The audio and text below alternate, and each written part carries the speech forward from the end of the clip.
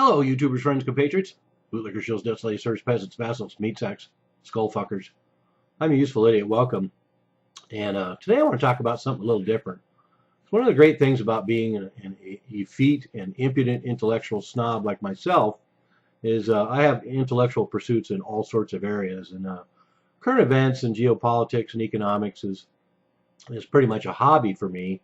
And I also, as my regulars know, very interested in music and literature and art and film, complete film addict, but also just these mysteries that pop up in anything you choose to study in the world.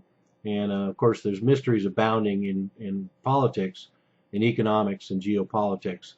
And we also find mysteries throughout history.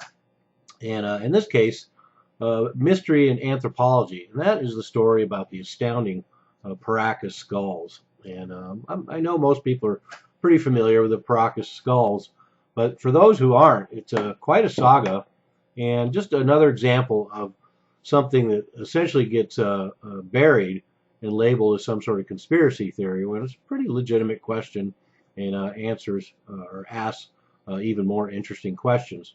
And so these Paracas skulls, are about 33 of them initially found, and my understanding is that further batches have been found down in Peru. They're about 3,000 years old, and they have cranial modification. But the cranial modification is problematic in a lot of ways because, first of all, the number of components in how the skull is assembled does not resemble the local culture or skulls as we know them. There's a brown patina to them that is unusual, although could be explained in other more natural ways. But one of the main things is that the dispersal of material, the general theory is that these heads were modified by binding, and we see this in cultures all over the world, binding. And of course, one has to ask the question, binding to resemble what? But the fact that this binding was done. But in the case of these cranial modifications in the Paracas skulls, there's no displacement of material, so therefore these aren't merely elongated skulls that have been modified. They're actually natural, look to be naturally occurring and have their capacity, cranial capacity, unchanged. And so there's a lot of other little features, including the eye sockets and things about these skulls that are unusual, and I attached some material down below for anybody who wants to check them out.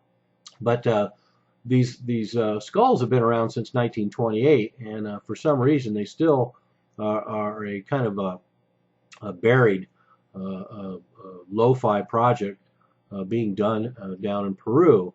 And but now we have this last February 2014, there was DNA tests done, and it turns out there's non-human DNA in these Paracas skulls.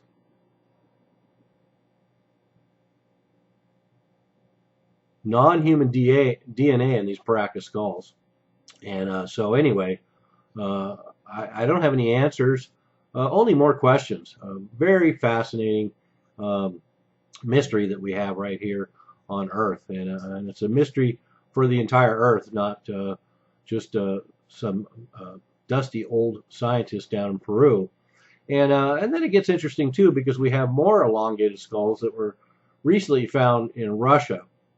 And as it turns out, head binding and cranial modification was not only trendy in South America, but it was also trendy amongst Ukrainian tribes. And just the fact that this sort of behavior and this weird cranial modification system existed in places so far apart like Ukraine and South America also brings up some interesting questions.